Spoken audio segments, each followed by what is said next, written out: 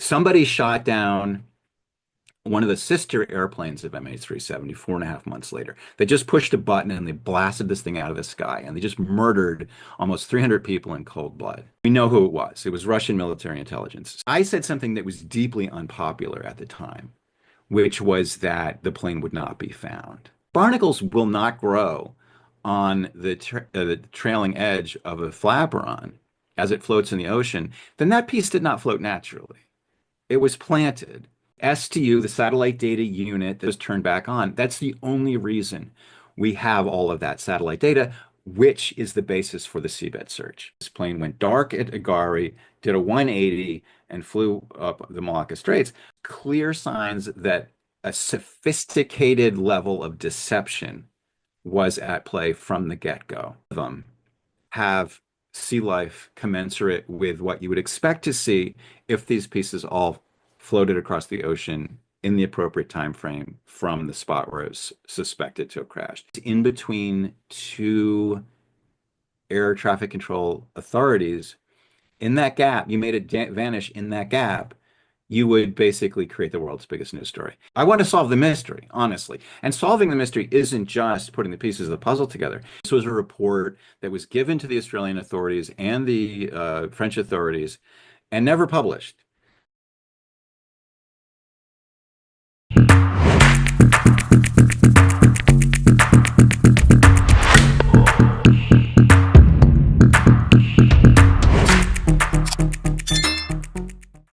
Good morning, good afternoon, and good evening to our audience from around the globe. This is your host, Sid, and it is wonderful to have you back with us for another episode of the Sit Down the Sid podcast, where we bring people together one conversation at a time.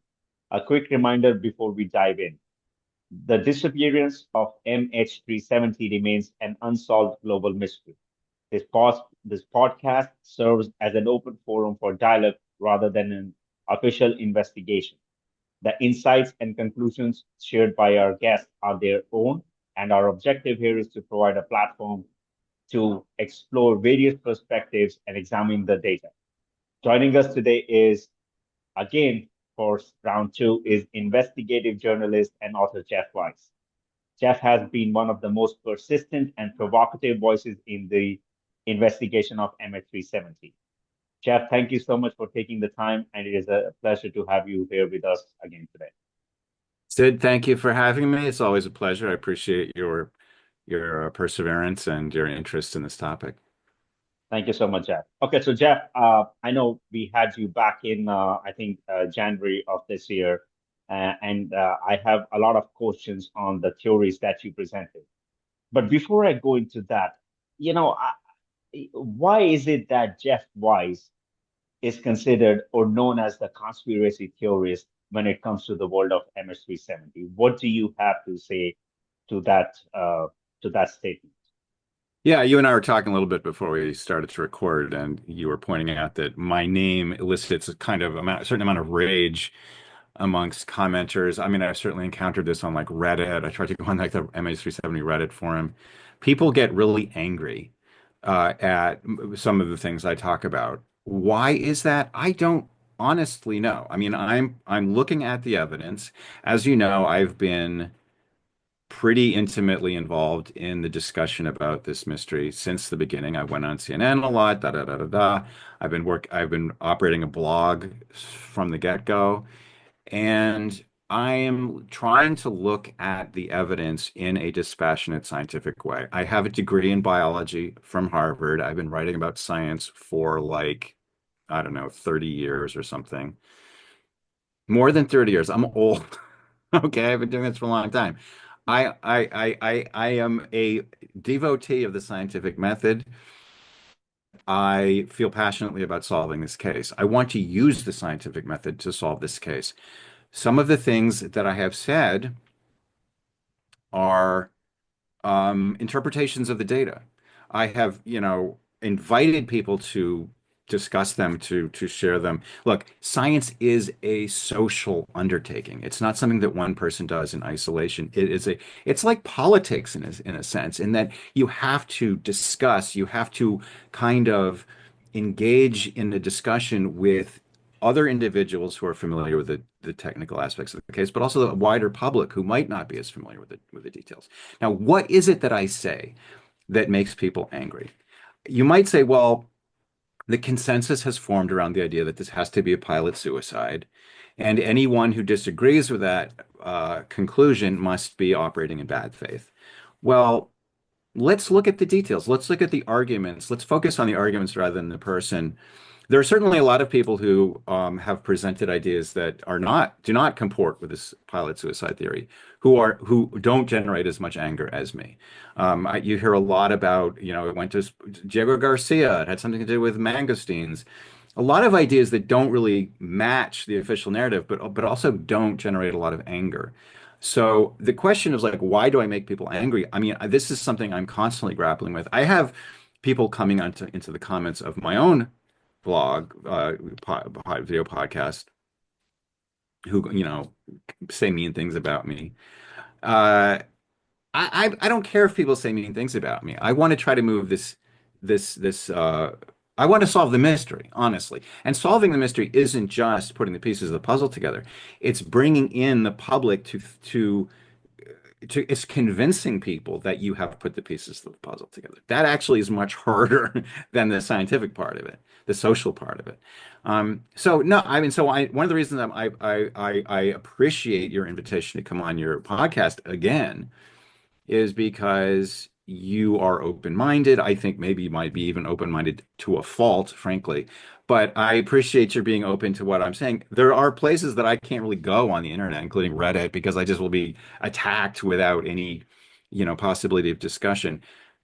The solving of the mystery of MH370 requires a discussion. It requires paying attention to all of the evidence, and so it requires a kind of focus, and it requires a certain attention, an extended attention, which is a rare thing in this day and age. So I'm hoping on my blog, on my podcast, to try to create a community of people with, and I just, sort of as a sideline to this, I started putting up uh, survey questions or quizzes on my, which you can do on YouTube, asking people, what do you think about this point of evidence in MH370, and to say, do you know? And one of the things I asked them was like, do you know why the plane sent satellite signals after everything went dark? And like two-thirds of the people knew. Because you can't understand this case if you don't know why the plane was sending those signals. You know this, Sid. But so basically, what I'm trying to do is create a sort of sense of continuity, a sense of not just people dipping their toe in, expressing outrage, and then leaving, but kind of sticking around, engaging, learning all of the facts, learning all the different ways that this information can be understood, so that we can ultimately move forward. Because if we have a 5 second attention span, and all we really are trading in is our emotional reaction to whatever beliefs we may hold, you're not going to get anywhere. You're stuck, and I don't want to be stuck. Got it. And Jeff, the main reason of inviting you back today was, you were the second guest on this series. We started with Grace Nathan, and since then our channel has kind of exploded in a very positive manner when it comes to the exposure. And of course, there is always negativity, negative feedback, which is okay. It's fine. This is what podcasting is. We are open. Yeah, As I said, this is an open dialogue. Haters, like us, no problem. We are here to bring various people. And in some cases, I won't disclose the names. We had guests who just saw your name and they said, we don't want to be on the show. yeah. So I wanted to bring you back to clarify, and now I'm going to go back to all the things that you said back in the episode in January, and I'm going to try to create kind of a pushback, and you can definitely give your viewpoint. Okay. The first part I'm going to ask you is, you have described the reboot of the SDU as the crucial piece of evidence that makes the official theory untenable. Can you explain precisely what a 777 pilot would see on their screens if someone were attempting to reboot the SDU from the ENE Bay hatch? Okay, there's a couple things here, Sid, in this question.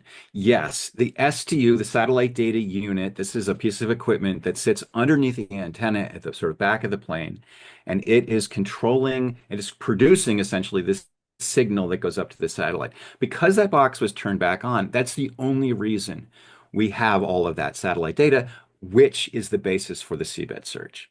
Now, why is it weird that this thing got turned back on? Because there is no on-off switch. So then we have to ask ourselves, okay, in any scenario that you want to generate about this plane, trying to explain what happened, how does your hypothesis explain or grapple with the fact that the box was turned off and turned back on again? Given that most I've never talked to a 777 captain or even first officer who knows how what this box is and how to turn it off and back on again. So this by itself tells us that whoever took the plane had more electrical knowledge of this plane than a normal pilot. Now, you asked as part of this question that I have said that this makes the makes the suicide hypothesis untenable. I wouldn't use that language. I would say that it challenges the pilot hypothesis because it asks that Zaharie have some reason and willingness to tamper with the plane's electrical system in a way that I've never met a 777 or just a commercial airline pilot who is willing to tamper and kind of freelance, tangle with this electrical system in a way that I really have to. If you've never talked to an airline pilot, you might not know what it is that really an airline pilot does. And what they do is manage a system in a very prescribed way. They follow checklists. They don't just go reading the technical manual and try and say, "Well, I wonder what will happen if I start flipping circuit breakers." Or I've talked in my podcast. I've talked to a bunch of really well-regarded pilots, including Juan Brown of Blanca and Ron Rogers and other people. John Waters. And no, all of these people, highly, highly experienced pilots, they're all like, I would never do that. And some people say, okay, well, but he was suicidal, he was insane, he was doing all that. So basically, what you're having to posit is a lot of kind of unmotivated action. An action that is not only unmotivated, but sort of contrary to the nature of pilots, and also he wouldn't know how to do it.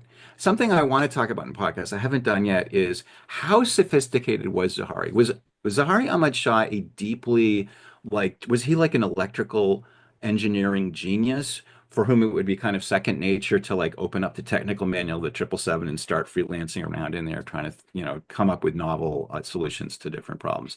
And the answer is no. I mean, I think if you look at his YouTube channel, he's like doing kind of low tech things. Like he's using tar to seal a window and he's like tuning an air conditioner at one point. We know that he was using the internet to a large extent to try to solve his like he would do Google searches on like how do I get my flight simulator to work? All of which implies to me, like, again, it's all in the eye of the beholder, you could say. But this is a guy who's not that technically sophisticated, and so again, it doesn't prove that Zaharie didn't do it, but I think it's highly problematic in a way that a lot of people who favor the suicide hypothesis haven't really grappled with. Now, a final part of the question you just asked is what would it look like if you're on the flight deck and someone rebooted the STU?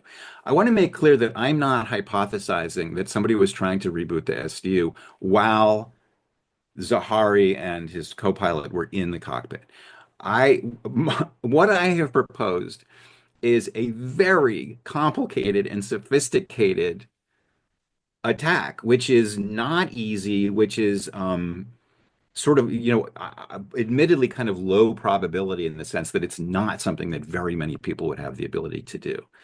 But it would have to unfold in a certain way. And the fact that like only probably 1 in 1,000 planes or order of magnitude have the combination of vulnerabilities that would make them vulnerable, that would make this attack possible. And MH370 had all of them. I'm meaning to do an episode about this.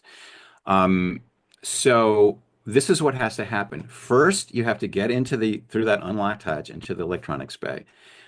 You have to take over control of the plane from the electronics bay. And I have a patent pending on how to do this in Germany, which hopefully will get published next year. So this is something that is physically possible. I don't think anyone has made a plausible claim that it's not possible. It's hard and difficult and etc., but it can be done. And so after you've done that and probably depressurized the plane, turned off the oxygen to the oxygen mask in the cockpit, then you take over the cockpit, then you do the ST reboot. So the ST reboot probably in my scenario wouldn't be done until already the pilots are out of the cockpit. Interesting. And since you brought up Captain Zaharie Ahmed Shah, I know even in the last episode you said this very much looks like a pilot suicide. These were your words. Now, given that Captain Zaharie Shah, who was highly experienced senior pilot with a long decorated career, what motive or psychological profile, if any, exists to support that idea he would throw away a lifetime of such amazing accomplishments to commit such a complex, calculated act of mass murder and suicide? Yeah, that's exactly the point. There isn't. I mean, there's no red flags. This is the problem. And when I say it looks like he did it, what I mean is if you just know the sort of rough outline of the facts of the case, namely that this plane went dark at Agari, did a 180, and flew up the Malacca Straits, well, where does the plane get flown from? Only the cockpit. Therefore, the only possible suspect is Zaharie. So Zaharie really looks like the culprit in that very kind of top level way. When you start looking at, well, what is the motivation? What is his psychological makeup? What are the red flags? Was he under stress? Some people have claimed he was getting a divorce. Some people claim he had like a weird obsession with teenage girls or something. None of that actually pans out. This is a guy who had it made in the shade. He had a very comfortable life. He was upper middle class, had a nice house, had a nice car. He liked making videos about tinkering around. I mean, this seems like a guy who, and all the pictures of him just seem a guy who seems really chill. Here's the thing, Sid. You have a case where there's clear signs that a sophisticated level of deception was at play from the get-go. Also, it looks like the captain did it. Now, some people can combine those two facts by saying the pilot must have wanted to be motivated to engage in deception. To which I would say, if his deception, this sophisticated deception was successful, I mean, it didn't. It was this. If he did it, then his sophisticated attempt at deception failed because everybody thinks he did it. And I've sort of posited, well, what if that sophistication means that, wait, what if that deception was trying to deceive you about who did it? Like that's what if you're a sophisticated, motivated culprit and you want to make it seem like somebody else did it. That's what I'm basically saying, Sid, is that this was a sophisticated act of deception that made it look like Zaharie did it. But if you look a little deeper, it probably wasn't Zaharie, actually. It's almost like you go to a magic show and you see a magician cut a lady in half. What does it look like? It looks like a lady gets cut in half. But what do magicians do? They deceive. It's an act of deception to make it look like the lady got cut in half. Surprise, the lady didn't get cut in half. That's what I'm saying. Interesting. We had Captain John Cox, and he said there was preponderance evidence that points to a mass murder, and it has to be Captain Zaharie Shah. Yeah. Once again, based on no evidence. Like when you say there is a preponderance evidence, my rebuttal to that is disclose what evidence. How does it add to someone committing this act if they are not here to defend themselves? That's my only pushback to you, to investigators like Captain John Cox. Because once again, it's always good You're to hear not both pushing back against me. You're agreeing with me. I'm saying that too. I don't think there's a big difference. You're conflating two things that are not the same. You said that I said it looks like Zaharie did it. Yes, I'm saying it looks like Zaharie did it. I'm saying he didn't do it though. It was made to look like he did it. That's what I'm saying. I don't think, listen, why does John Cox think that Zaharie did it? Why does everyone think that Zaharie did it? Because they think that the only place to fly a plane is from the cockpit. Why do they think that? Because it's always true. except this one time. The 777, I've argued, is the only aircraft that I am aware of that you can fly it from somewhere other than the cockpit. Why is that? Because in all Airbus planes, okay, well, let me back up one step. The plane, a fly-by-wire plane. I have my pilot's license. I started flying Cessna 152s. This is a plane where you actually have cables that run from your controls through pulleys and everything, push rods and pull rods and all this stuff. And you have a mechanical linkage to the flight controls. A fly-by-wire plane doesn't work like that.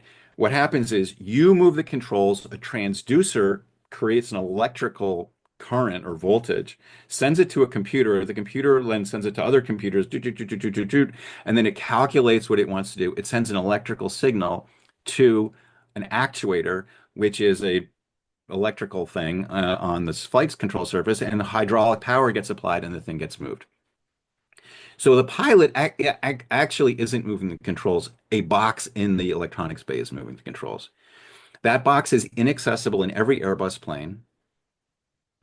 Um, it it is accessible only in the 777. I think the 787, I haven't done a lot of research, but I could be wrong. It might be possible in the 787, but I think it's not. Um, but so in the 777, if you gain access to the flight control computers, this again, I have a patent that's coming out in Germany where I'm patenting a method to go in, unplug some things, plug in some other things, send a simple electrical voltage across a pair of wires in the electronics bay, and you're moving the flight control surfaces. You are taking control of the plane. So that is why I think John Cox is wrong. If he thinks that you can only fly a plane from the cockpit, I think he's mistaken. Now, he might say, who would ever think to do that? And again, if your defense against my theory is that no one would ever do this, I think you ought to wake up because what has happened since 2014 is that we have entered an era of cyber security, aviation cybersecurity, hacking, GPS spoofing, all kinds of nefarious deeds, and we have an adversary who is extremely sophisticated, extremely ruthless, and extremely aggressive. And so to say, well, who would do that? Well, I'll tell you who would do that. Somebody shot down one of the sister airplanes of MH370 4.5 months later. They just pushed a button and they blasted this thing out of the sky and they just murdered almost 300 people in cold blood. And we know who it was. It was Russian military intelligence. So if you wonder, well, who on the world stage would do such a thing? Well, I'm saying, well, it's the people who did it 4.5 months later that you should look at. That should be your prime suspect. Wow. It's interesting because I like what you said. It's a sophisticated act of, say, deception to make it Hmm. look like what it is not. Because, the MH17 that you're talking about, the another flight that was shot down by the missile.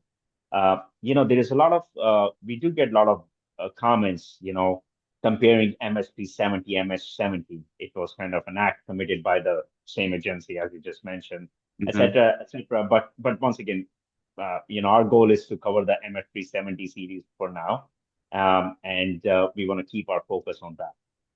I want to talk about debris. I have a few questions on the debris. Okay. Sure. Um, on the first one, you had argued that the barnacle growth on the recovered flaperon is inconsistent with the timeline of it being in the water since the crash. So, if those pieces were planted, what is the most plausible motive for a state actor to create a fake debris trail in the Indian Ocean rather than simply letting the plane vanish without a trace?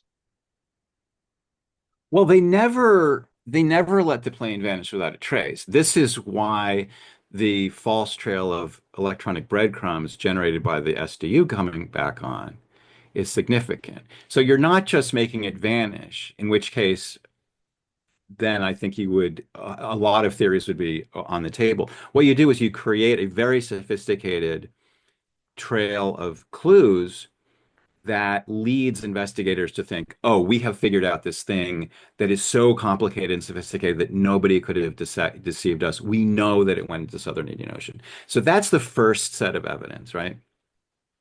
That is created. The second set of evidence, okay, so what happened was as soon as the Australian DSTG figured out they analyzed the BFO data. They think, okay, this tells us the plane went to the ocean. They immediately started setting up a search in the seabed.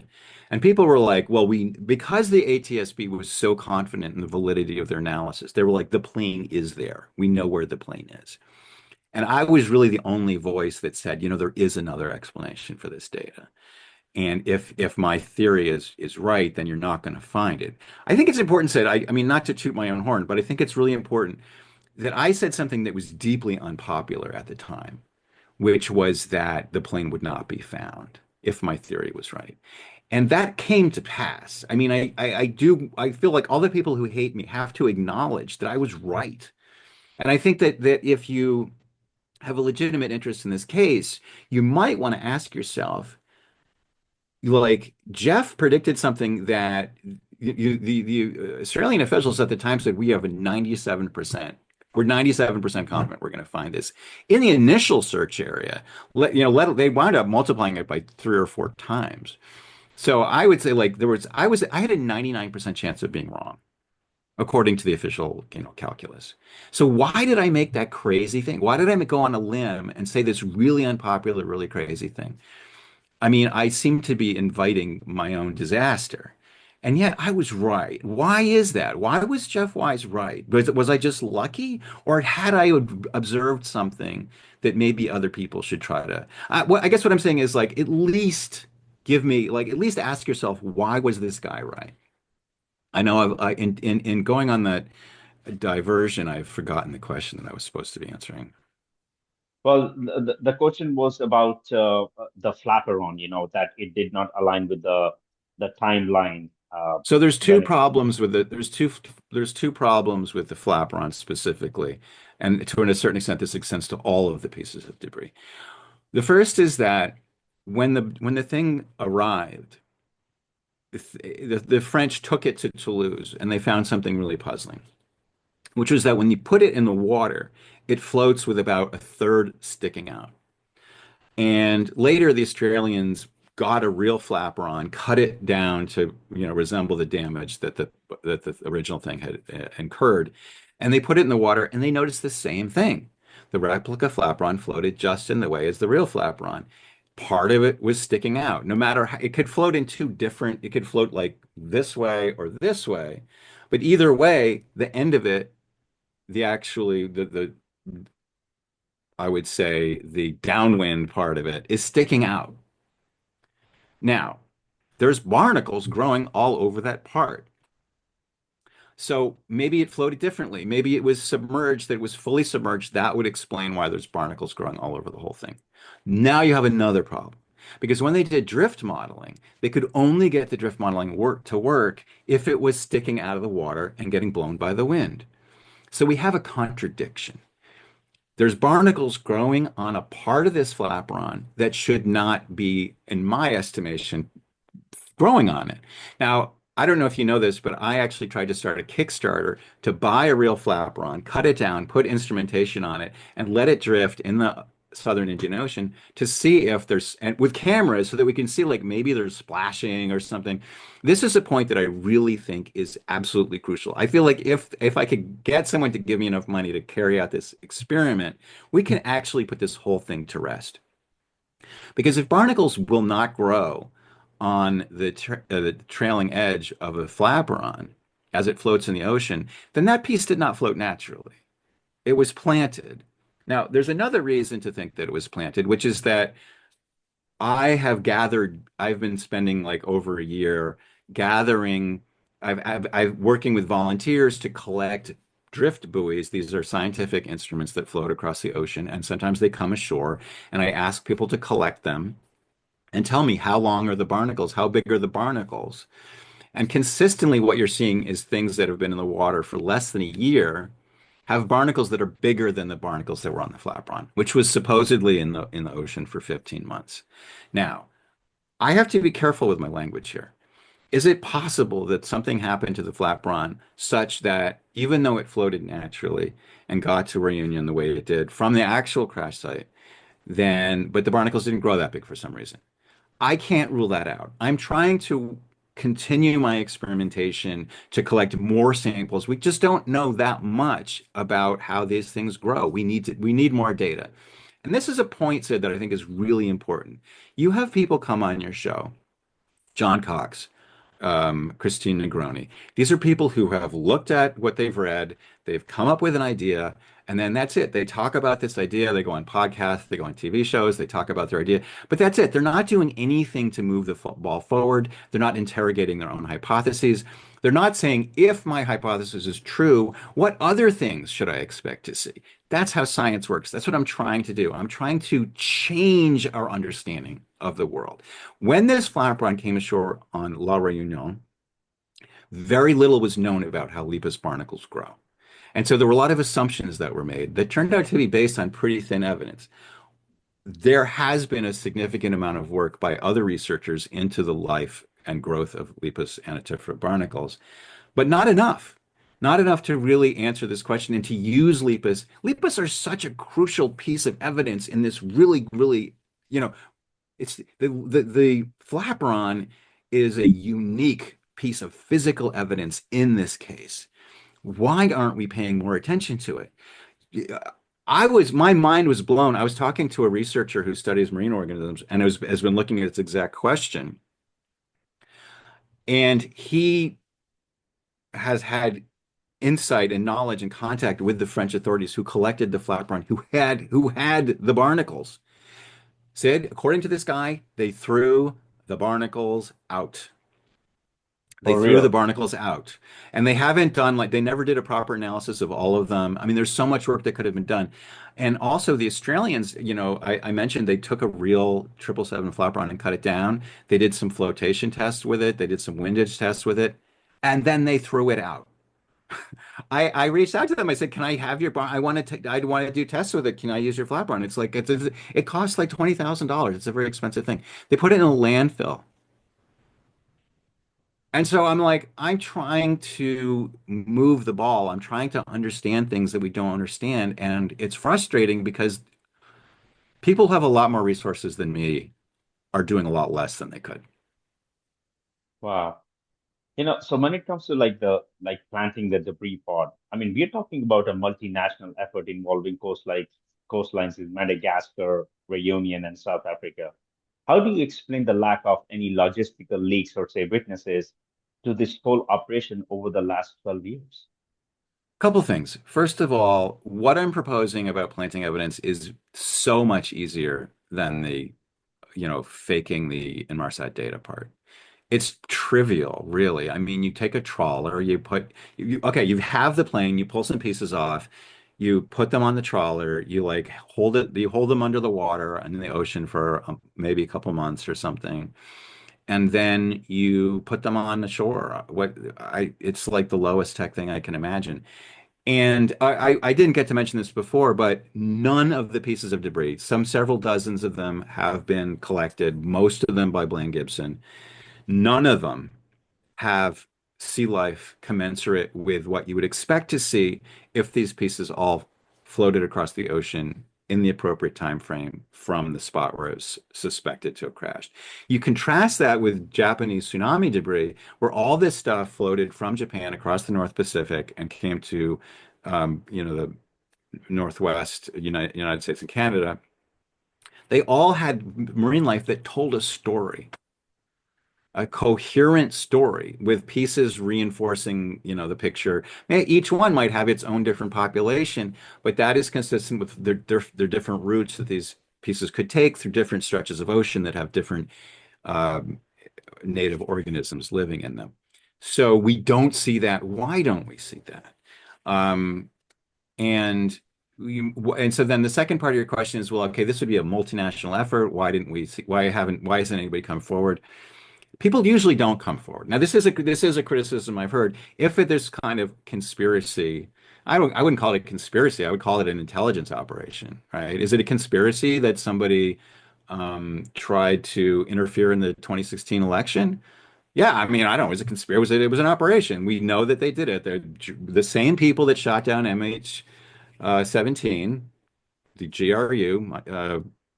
They carried out an operation. That's what they do. That's what intelligence operatives do. They carry out operations. Now, would this be really hard to do? I don't think so. Would you expect people who take part in an intelligence operation to come forward and admit that they did it? No.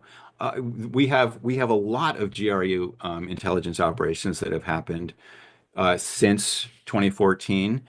And none of them have we seen people come forward and admit it, except for this really fascinating case where a person who was a key member of the team that spoofed the urine collection devices of the anti-doping agency. There was an award-winning, Oscar-winning documentary made about it like soon after MH370 disappeared, actually. So we know that Russian intelligence is extremely active in trying to screw with the West and undermine the West very, very successfully. I would add they were both behind Brexit and the election of Donald Trump. I'm sure they encouraged the Trump coup d'etat that he successfully carried out. So yeah, Sid, my main thing is to say to people, look, I predicted a couple of things back in 2014. One is that the wreckage wouldn't be found. Another is that we're facing a very sophisticated and dangerous adversary who wants to do us harm. And both of those things came true. And you might not believe me when I talk about MH370, but you should believe me when I say that we have a very dangerous, sophisticated adversary who is running circles around us. And the only way we're going to fight back is to recognize that we have a problem. Wow. Uh, it's funny. We had Captain Byron Bailey, and he publicly states this was a massive cover up. Not he did not point especially to Russia, but he had Malaysia, Australia, to some extent Saudi Arabia. Now we have this planting debris. So as you said, this if this is the angle that this investigation leads to or the conclusion, Yeah, then I guess the answer is pretty clear to the public. I mean, you have your answer, what's going on. As you said, there are dangerous adversaries around going in circles. And uh, very interesting. I have one more question on this, and I'm going to come back to the Kazakhstan argument sure. that we had. Uh, Now, a lot of people we had on the show, there is this either it's a controlled ditching or it's a high speed dive. We know around 60 pieces of debris were recovered from MH370, right, till date. According to you, in your own opinion or your own theory, do you see this as we're going to talk about the hijacking part afterward. In terms of, do you see it as a controlled ditching or do you see this as a high speed dive impact on the Southern Indian Ocean? These are two variants of the suicide pilot hypothesis. As I think I've explained earlier, I don't think that that's what happened. Now, I keep an open mind because I do think that it's possible that Zaharie did it. The evidence is not totally incongruent with the possibility of a pilot suicide. So in my podcast, I do spend a fair bit of time, talking about things like I think I'm going to do an episode about ditching. One of the things I'm actually about to break some news. I'm doing an article for Popular Mechanics about I have a new data set about hydroacoustics. There was a French hydroacoustic network that one of my viewers turned me on to. I interviewed the researcher. This was a report that was given to the Australian authorities and the French authorities and never published.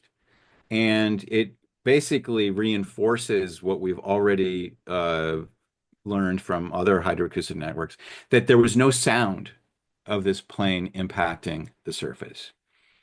So that you would think would tend to point towards a ditching or would narrow it down. If it did go south, it would have to be a ditching scenario. The problem with that is that the BFO data indicates a steep and accelerating dive, which is why the authorities thought it was a high-speed impact. Also, we have fragmented pieces of the interior cabin. So we know, so if it was an attempted ditch, it was not successful. We know that the interior of the plane was shredded. So, but again, I would say the fact that you can't come up with a consistent set of evidence that points to one or the other, that the evidence is inconsistent amongst all of them, which we see again and again, points to the fact that there is no southern scenario in which you have multiple lines of converging evidence all confirming the same thing. you put on top of that the fact that the entire probability distribution has been searched on the seabed and the plane isn't there. If you're not asking yourself, did we get something wrong?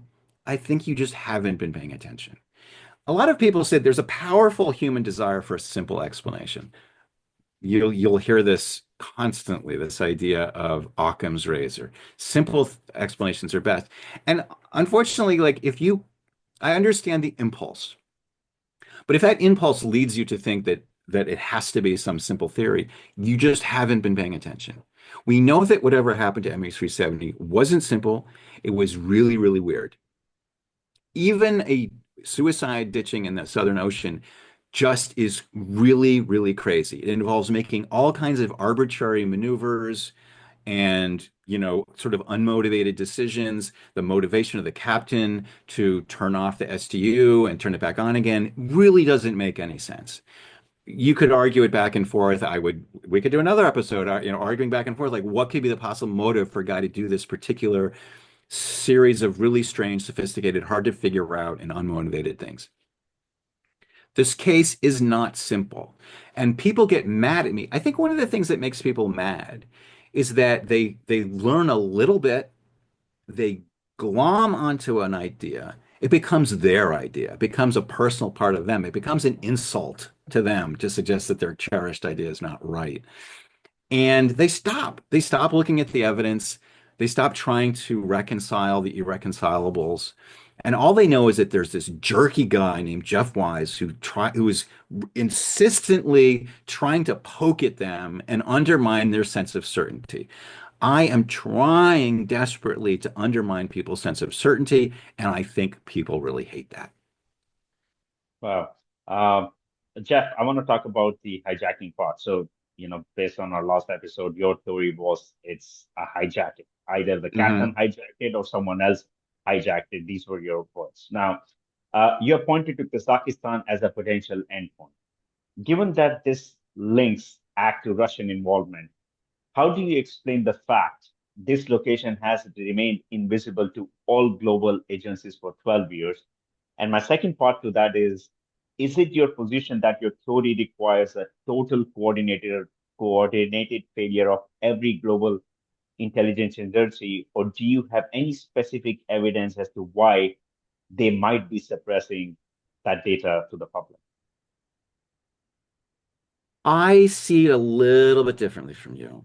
You're saying, well, if the Russians took it, how come all the intelligence agencies either knew it and didn't want to talk about it or something like that? What I'm saying is, I think the Russians kicked our ass.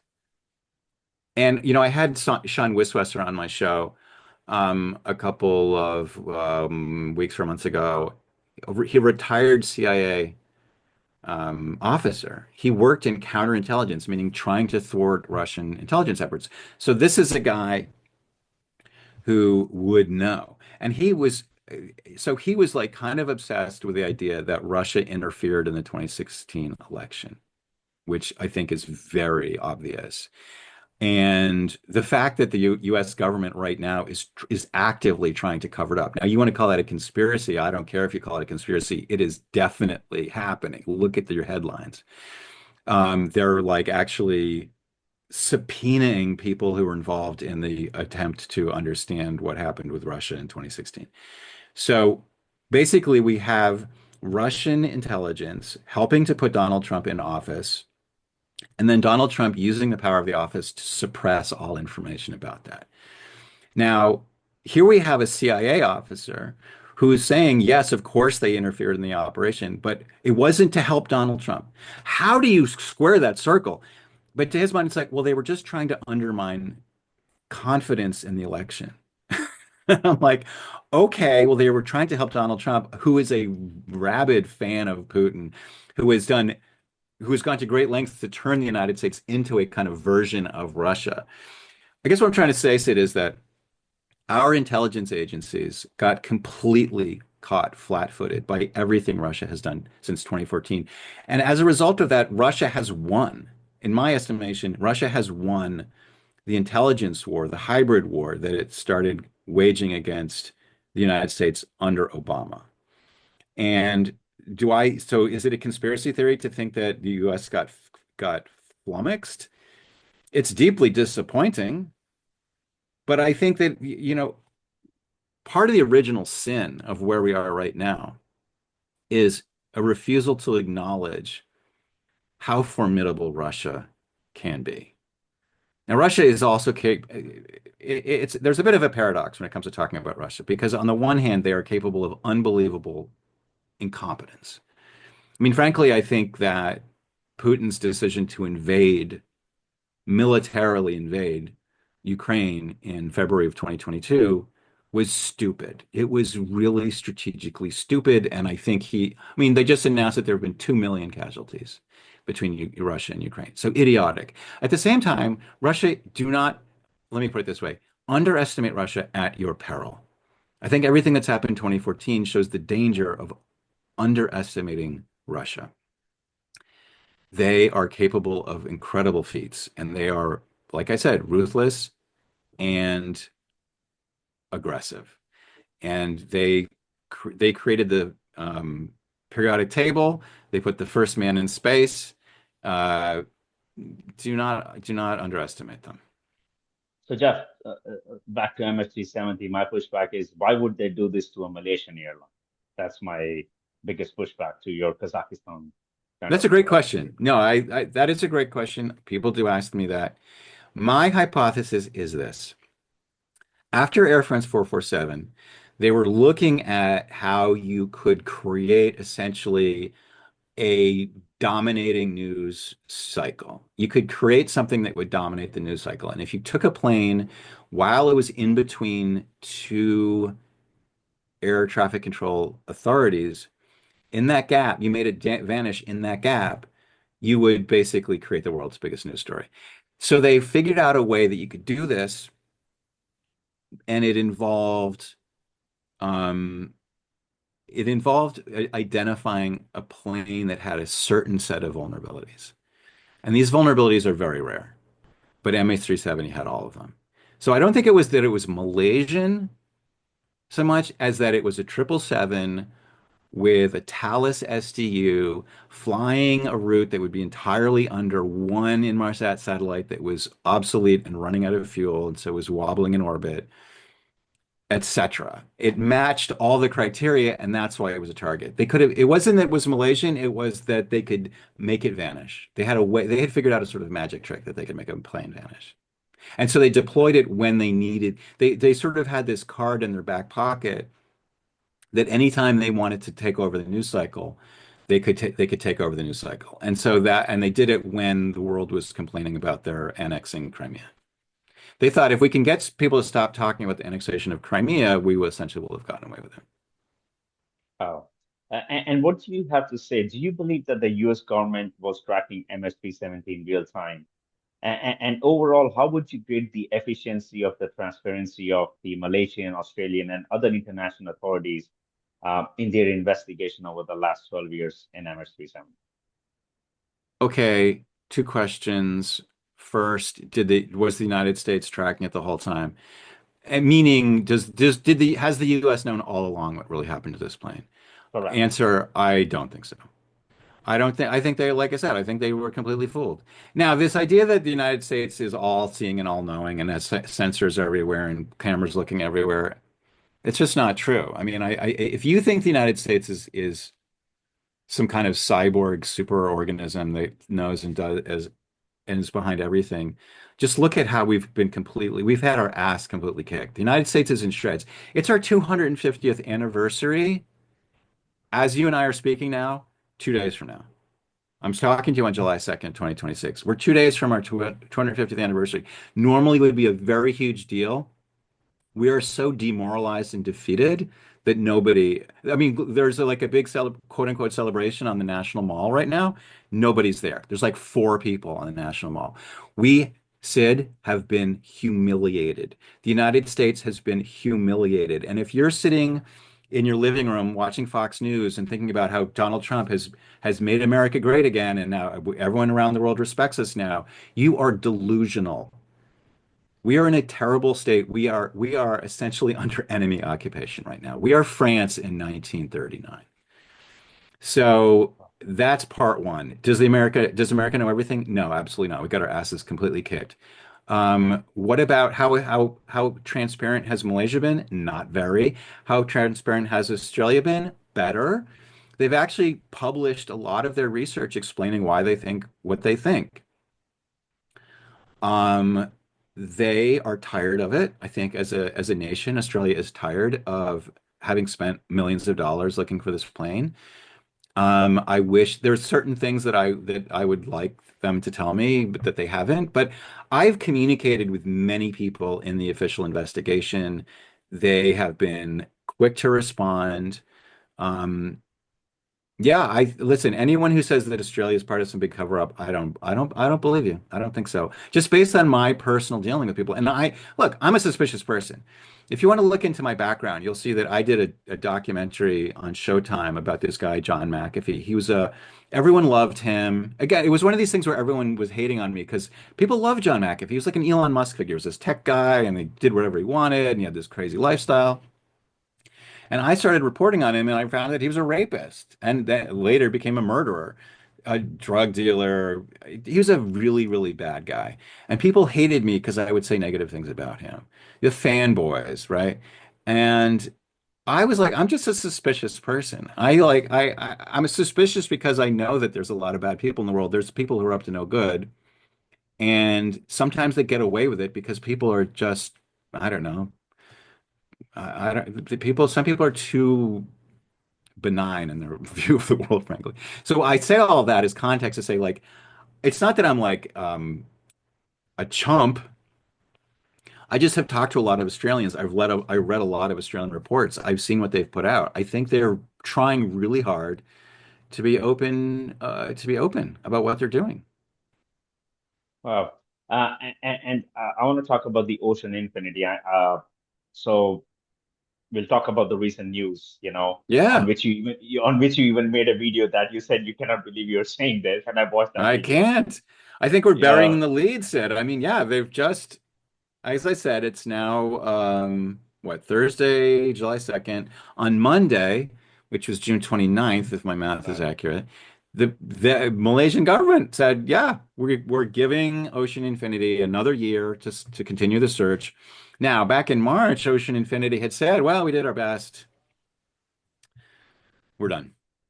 And they did say something to the effect of, we're happy to start up again if circumstances merit. That's very open-ended language, right? It depends on like your frame of mind. I took that to mean sayonara, see you later. Other people were more optimistic and thought that maybe they'll come back. I have reached out to Ocean Infinity. I have not heard from them yet. The language that the Malaysians used, to my mind, suggested that they had been talking to Ocean Infinity, that Ocean Infinity had talked to them about the availability of equipment. I'll break some news to you right now, Sid. In my episode that I released on Monday, I just passed on language that Reuters had used, which was that the equipment was not available from November to April, which would Yeah. mean that they weren't going to be able to start until already this season was ending, if not already ended. So it gave a very small window to try to get something done. I have it on a pretty reliable source that Reuters kind of got it backwards. That November to April timeframe isn't when the equipment isn't available, it's when it is available. It's I just available. piled up a lot of negatives there. So just to try to be a little clearer, the time frame when they could conceivably be available to search is November to April, which is good because that's the southern summer. That's when you want to search. So that kind of suddenly makes a lot more sense than my head scratching earlier conclusion was. So that's the news I'm trying to break with you, Sid.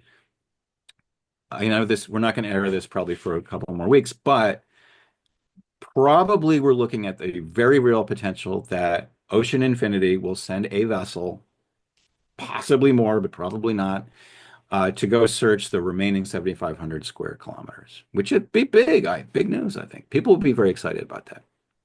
What about you? Are you excited, optimistic, or you still think this wreckage will not be found, as you said 12 years ago? My optimism is more around the fact that attention is still being paid to this mystery, resources are still being allocated to solving this mystery. And even if you search an area and it's not there, that does tell you something. That tells you that that kind of reduces. So if we have two possibilities, they're both hijack scenarios. One is that the pilot did it, one is that a third party did it, probably Russian intelligence. If it's either or, and under Bayesian inference, Bayesian if one of analysis. them gets bigger, the other gets smaller. They move in opposite directions. So if we search this area that Ocean Infinity has enough interest in this area, they think that the probability is high enough that it's worth their while to spend their own money out of their own pocket, which is not nothing. And so if they search that area and it's not there, that significantly reduces the Bayesian probability that it's in the Southern Ocean. So then we have to start thinking more about the other possibilities.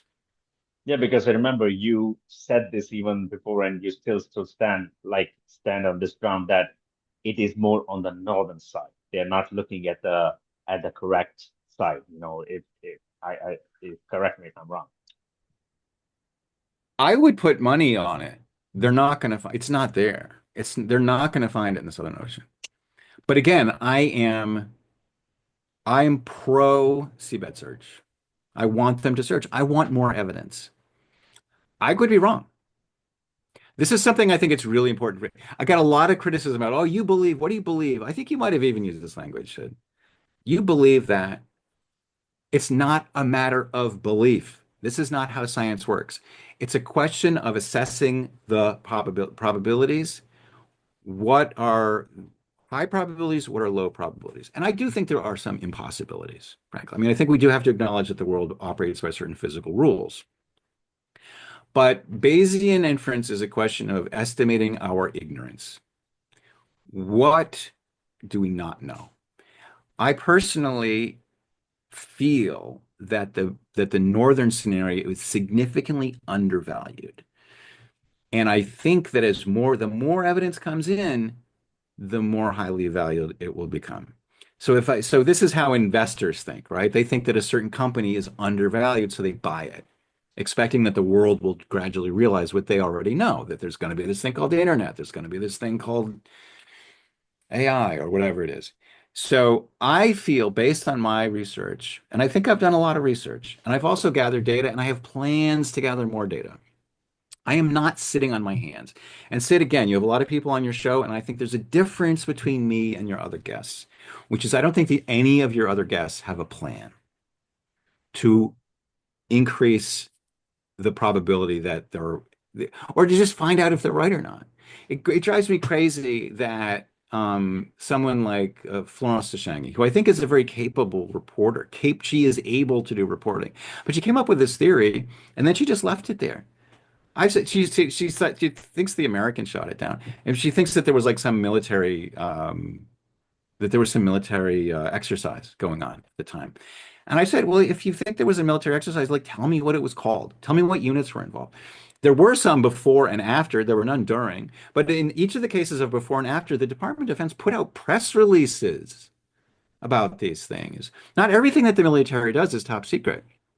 If a unit is deployed to a new country for an exercise, and it's not a classified exercise, their hometown paper is probably doing an article about it or something. Do some reporting, try. And if it's not, and if you can't find it, I don't know, try. And Hmm. I'm just not seeing anybody that's trying.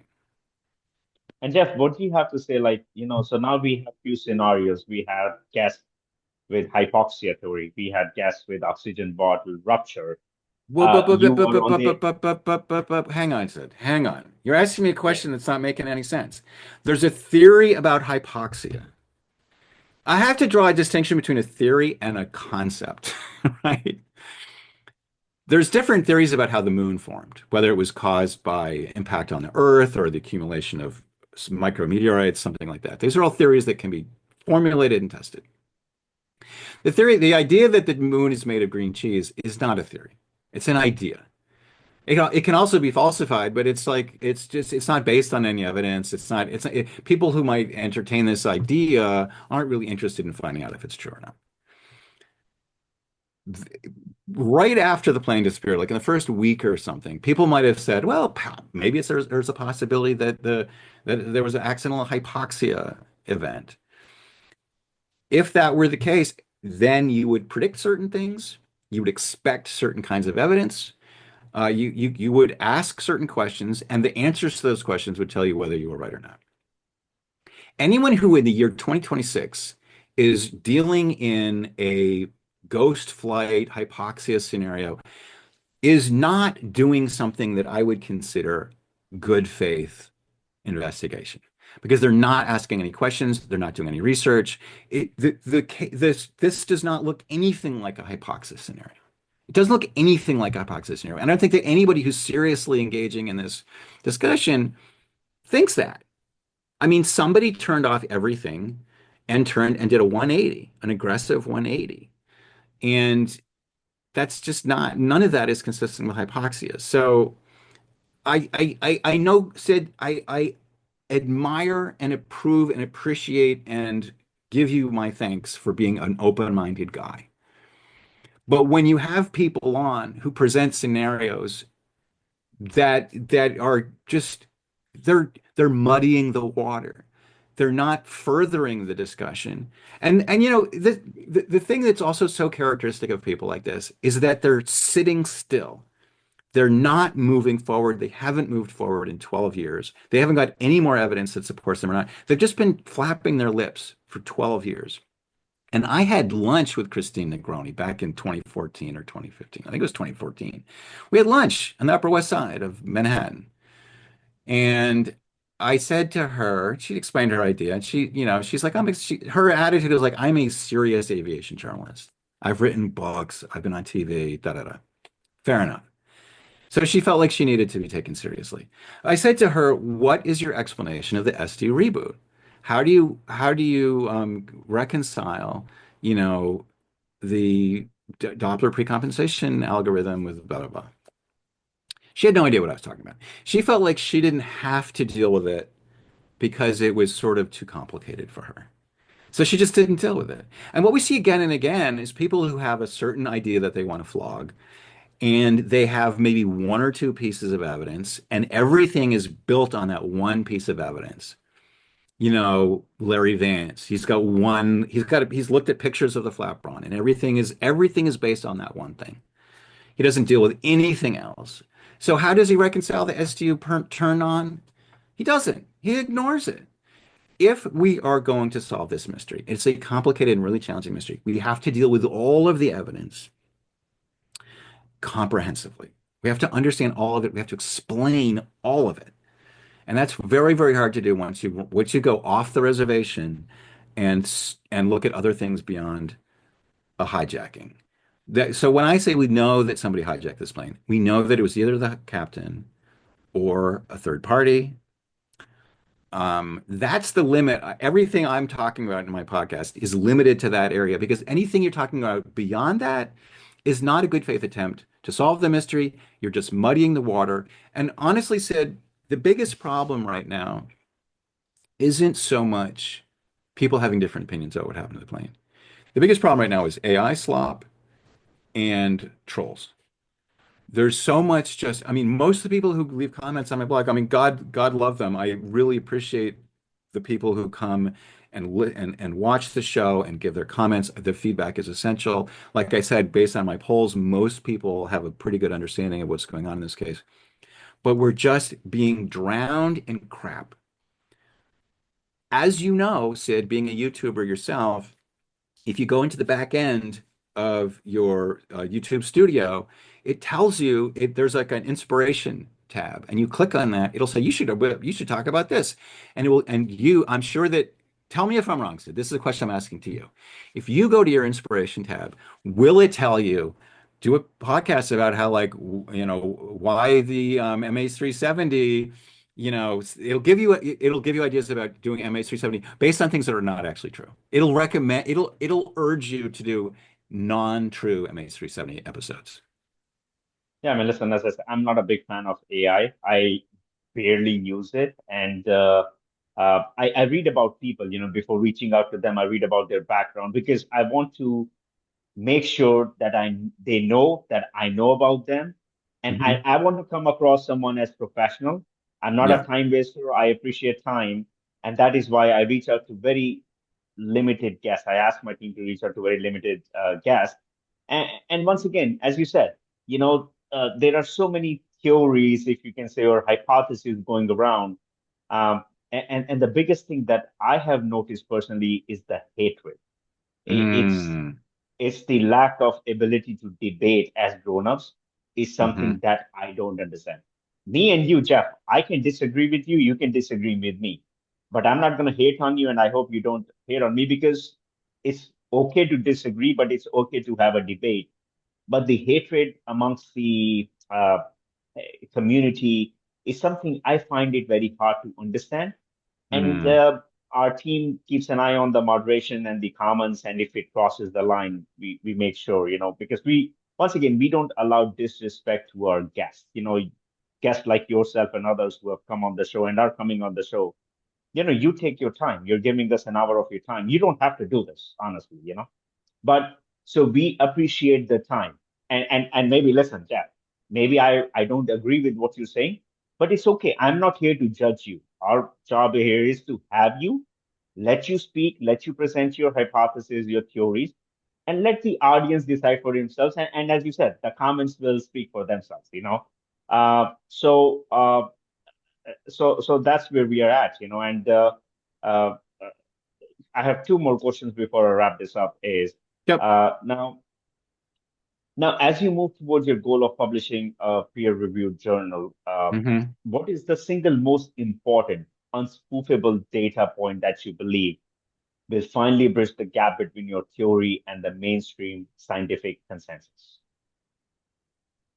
I don't know that I have that smoking gun where, I mean, there's a piece of evidence that can only be interpreted in a certain way is challenging. And so I think I'm sort of taking a multi-pronged, I'm sort of more focused on like the preponderance of evidence.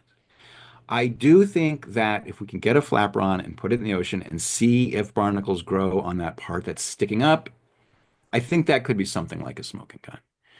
I do think that getting a better, more robust understanding of how these barnacles grow in general would be not only useful for solving MH370, but it would be a tool, a forensic tool that would be available for other mysteries that take place in the ocean. So I think that would be really cool if there was a sort of a thing that came out of this that was useful in the future. I do think that if I can get a patent or a peer-reviewed paper on the idea that this plane had a cybersecurity vulnerability that was very rare, then I don't think it's a question. I mean, nobody will be convinced of something they don't want to be convinced of, even in the face of a smoking gun piece of evidence. But if people can be, I think people can be worn down. I think it's like a stream smoothing a pebble. An idea that seemed really crazy. I've had so many conversations over the past 12 years um, that my idea seemed really crazy at the beginning, and then chipped away. For instance, after the Russians got so involved in the 2016 election, I had editors reach out to me and say, like, your idea seemed really crazy before, but it's not. The idea that Russians did it seemed crazy. Now it doesn't seem crazy. Like the fact that the Russians could do something like this seems very, very plausible all of a sudden. So I think it's a question of sea change rather than a lightning bolt, if that makes sense. Interesting. Final question for you, Jeff, today is given that the families are still seeking closure, how do you balance the pursuit of a complex hijacking theory with the potential for that theory to cause additional distress by questioning the authenticity of the debris that was found? I've heard that question a lot. I think a lot of people wonder that. I have not heard that from a family member. I think that the relatives of the missing want to solve this case. They have not been satisfied by the answers that they have been given.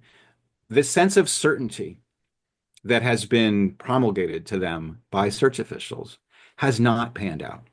We heard a lot of confidence in the early days that we understand the Inmarsat data. It's telling us where to look. We're going to find it. That, Sid, did not happen. So the idea that people have to question assumptions and look to other answers is welcome, I think. If you have talked to family members, if I'm wrong, you are in a much better position than me to know. I would love to come on your show with Grace or anybody and talk to them about it. Because remember, Zaharie Ahmad was one of the missing. He also has family members who are in pain. And so I would say, far from feeling guilty about upsetting the relatives, first of all, I'm going to solve the case to the best of my ability and let the chips fall where they may. But I would say I am at least helping one family by saying all of these all the horrible things that have been said about your loved one are probably not true. And so yeah, I mean, I do get the question that you just asked me, I do get it a lot. It doesn't make any sense to me. I think that what I'm doing actually will help the family members because they want answers. They want closure, and I think we can get to closure. Said one big difference between you and I think anyone else you've ever talked to is that I think we can solve this case. In fact, if I am allowed to do the research that I'm doing and people are open to the implications of what I find, I am very confident we can solve this case. It's just a question of mindset. And the difference that I draw between myself and everyone else who's come on your show is that I have a plan and I am doing that plan. And if you come to my podcast, you will watch in real time as I chip away at the wall of this mystery.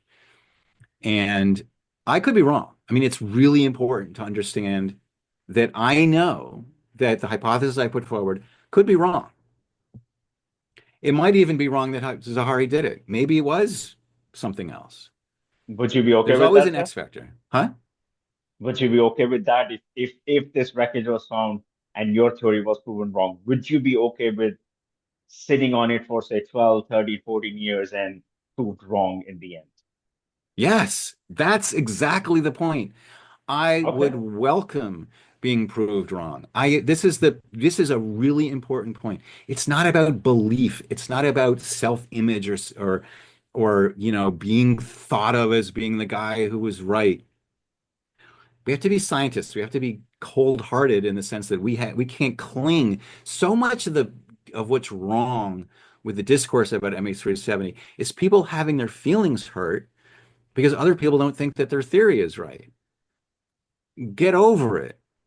I have been wrong about things in the past, about MH370. I have been wrong. And the thing that you have to do is just move on and recalibrate your priors. I would say one thing I would point out is that I was the first person to publish the fact that the FBI had been examining the Zahari's flight simulator. Zahari's flight simulator, to my mind, is the most compelling piece of evidence pointing to Zahari's guilt. I May I published ask you a that. question on that? May I ask you a Sure. question on that? Of Thank you. course. Sorry. Sorry, I Ask me forgot to bring it anything. up. You can Okay, ask me great. anything, Sid. I don't care.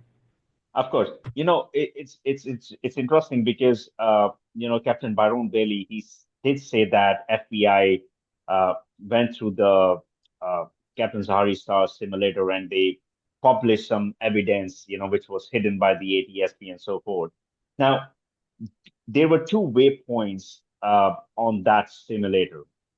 Is that what you see as the red flag on if Captain Zahari Shah did this? Or what makes your theory more plausible on that side, just looking at the evidence on the simulator? The simulator evidence by itself does not bolster the Russian hijack scenario. The evidence by itself bolsters the Zaharie suicide scenario because it looks like a flight to the south. Does it look exactly like a flight to the south? No. It looks a lot like a flight to the south. Does it go towards China and do a 180? No. It goes straight to the west, which is a route that he flew all the time. And then there's some points. We don't have a whole flight log, right? It's just points. Some of the points are in the Malacca Strait, and then some of them are down in the ocean. Not the part of the ocean where he flew to, pretty far in the big picture, but like what so the question becomes, well, why did he do this? What was he trying to do? Was he rehearsing this hijack scenario? Um, and if so, like what the part that would be hard to do would be you would think like the turn back, like going to Wagari and then immediately going dark. And he wasn't practicing that hard part. He was doing the part where it's like he's out of fuel. He's at, 20,000 feet or something. Maybe he's trying to glide it. I think in the moment that we have so the flight data that's recorded by the simulator is like an instant in time. So we can see like what the plane is doing, and it looks like it's trying to glide. Which again this might give you some backing for the glide hypothesis. So again, I mean, this is what it tells us. It's a judgment call. I mean, I guess what I'm trying to say is, although it is, I would say, evidence in favor of the Zaharie hypothesis, it's not a smoking gun that proves the Zaharie hypothesis. And there are many other pieces of evidence that we have to. This is why I say we have to take all of the evidence into consideration. We can't just ignore anything. Um, so it's not fully dispositive, is what I'm saying. Some So, people Jeff, might feel that it is, and that's to them. Something you touched on, Sid, I think, is that there is a concept of good faith disagreements. Science doesn't just welcome this kind of disagreement, it needs them. It is the fuel of science. Disagreement is how we move forward. And so we have to have good faith. What really rankles me is when I see people who aren't operating in good faith. And I have been pretty outspoken about that. I think you talked about having people on this podcast with me who I have accused of not operating in good faith. I have in some cases. It's not just that I'm being mean to them. I have documentation that shows that they've lied. I'm not trying to be ad hominem. I'm not trying to be mean. Again, as you say, we can't just like say mean things to each other and have it be emotional. If someone is doing something wrong, though, we need to point that out. And there are people, I think, who have been operating in bad faith, and I think they have poisoned the discussion. But good faith people like yours, I mean, this is why I'm on your show. This is why you're having me on your show. We are granting each other a presumption of good faith, and that is essential. Once we lose that trust in each other, then we are in chaos, and nothing is possible, and we are doomed. Jeff, I forgot to bring this up. We had Anthony Brickhouse on the show. Uh, he he shared that actually the batteries in the fingers were dead when MH370 took off, which actually couple of our viewers confirmed as written in the Annex 13 report. Were you aware of that, or is this something new that I'm sharing with you today? You're talking about the acoustic pingers on the black box? Yes. I really was kind of disappointed in the whole pinger dialogue. I was part of it really back in the MH370 days. I got into a very public spat with some of the other commenters on CNN. The kind of the official line at the time was that we've basically located the acoustic pingers. And we're detecting these pings, and now we're going to go get the black boxes. And what was very immediate, not only to me, but I was the only one who was going on CNN about it, was these pings were at the wrong frequency. They were off by like only, I don't know, 5% or something. But that was too much. I mean, these pingers, I was on a segment, it was a panel with the science guy, Bill Nye, the science guy. And they were asking Bill, how come the frequency isn't right? He's like, oh, because of there's this phenomenon called refraction. If the water has different salinities, it'll refract, and the refraction will change the frequency. I'm like, dude, you are the self-build science guy, but you don't know crap about science. That's not how it works. Refraction doesn't change the frequency. And so I'm sitting in another booth across the way from him, and I'm like, this is very disappointing to me. It was very obvious that the pingers were not right. And later it was acknowledged that like they had detected their own test equipment or something. The whole thing was the pingers were never going to matter. The pingers, Well, you the battery in the black box was dead actually when the MH370 took off. That's what was shared. But so And what? So what? Doesn't matter. They were never going to be. The pingers have a range of like 2 miles. You have to know where the pingers let you narrow down when you already know where the black box is. Like in the case of it might have worked in Air France 447. By the way, I don't know of a single example where the pingers actually worked and let them find the black box. I would love for someone to write in and say, "Oh, here's a." People will probably write in and give us 5 examples where it's actually worked, but it didn't work in Air Force 447. I don't know when it has worked, honestly. It was never, and so when they put in the detectors, the microphones that were supposed to hear the pinger, they were taking a completely blind guess. They hadn't really figured out how to analyze the BFO and BTO data. They just put it in at random. Sid, in the southern Indian Ocean, thousands and thousands of miles of ocean, and they randomly put a microphone in the water and heard a ping. And they were like, "Oh, we found it." And I was like, "Are you kidding me? Like, you don't have a sense that that is a very, very low probability event?" I mean, come on. It's like whatever. I got very frustrated. And again, I turned out to be right. Why do I keep on turning out to be right, Sid? I don't know. Okay, I do get things wrong. But in that case, so Richard Godfrey wrote a book. I have it somewhere around here. He wrote a book saying that Jeff Wise was right about the pingers.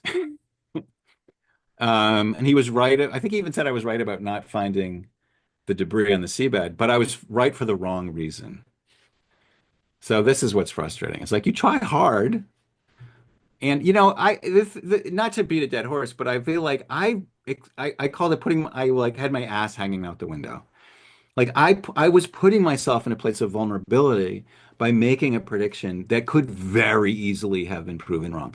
Victor Anello at one point criticized me, saying, "Your theory is your hypothesis is unverifiable." I'm like, "It's very verifiable. The minute they find this thing on the seabed, which everyone says is going to happen any minute now, I am verified to be wrong." So I really had my ass hanging out the window. Everyone thought I was going to be proved wrong, but I well, wasn't. On that note, I want to ask, I have a message for our audience. I want to take a moment to thank you all for the incredible support you've given us throughout this entire coverage. And if this conversation moves you, please share it. In a world of fleeting digital noise, our collective attention is the only thing that keeps the search for truth alive. By listening, you ensure this story and the 239 souls it represents are never truly lost to the deep. Jeff Weiss, thank you so much for taking the time. I know we went a little bit longer, but I had a great time talking to you, and I appreciate your open-mindedness and uh, looking forward to seeing the response we get from our viewers. And this episode will be shared on both our channels since this will be a collaboration. So it will be good to see the MH370 community coming from our side versus the MH370 community that is on your channel, kind of, give their technical uh, comments, and hopefully they can have a healthy debate in the comment section, which we'll keep an eye on. Well, Jeff, thank you so much, man, for your time. As always, I appreciate you, and this was interesting episode. Thank you, Sid. I 100% agree with what you said, and I appreciate again your open-mindedness, your determination to, bring this bring the facts to the people. This is an important case. So thank you. And to be continued. Thank you so much. Have a good day, Jeff. Bye bye. You too. Thanks.